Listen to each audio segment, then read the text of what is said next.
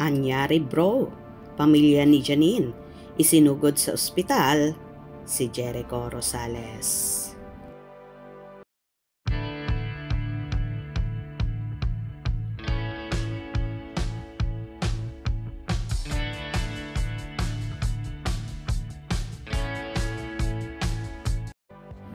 Agad-agad ngang isinugod sa ospital ang kapamilya actor na si Jericho Rosales dahil sa aksidenteng naganap. Makikita sa short video na andon ang ama ni Janine Gutierrez ni si Ramon Christopher Monching Gutierrez kasama ang bunsong kapatid na si Max Gutierrez sa ospital kung saan dinala si Echo. Nagbiro pa nga ang actor sa naging caption nito. Hi, at I Do Nails PH and at Janine Gutierrez. Tell me you can fix this. Hashtag my Mustang ate my pointer finger. Hashtag welcome home stitching.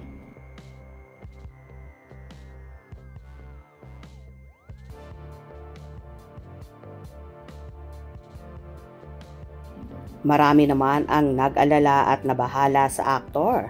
Ingat mga idol. Get well soon. Idol, ano bang nangyari sa'yo? Magpagaling ka. Get well soon, Echo. Be safe and good health. Get well soon, Mr. Pogi. Parang ang sakit niyan. Yung matuklap ang kuko mo. Anyari sa kuko mo, Echo. Get well soon. Best medicine si Nini.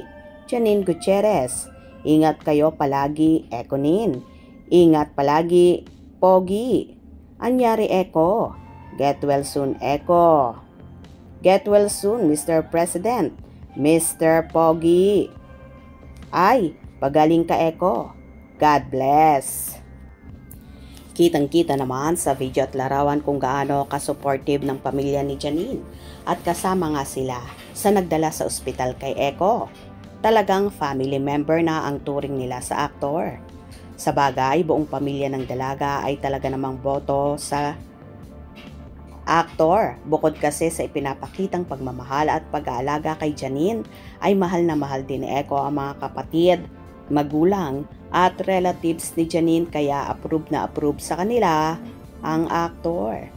Anyway, umaasa naman ang buong Echo Nin fandom na balang araw ay sa kasala na rin mauuwi ang lahat at bubuo na rin sila ng sariling pamilya, lalo na't hindi na rin naman bumabata si Janine. At for sure, may plan na rin sila kaya nga ini-enjoy na nila ang pagiging dalaga at binata dahil balang araw ay gagawa na rin sila ng Little Janine at Little Echo at handa na rin silang lumagay sa tahimik. Gusto nyo ba yon? By the way, ingat po palagi Echo and get well soon.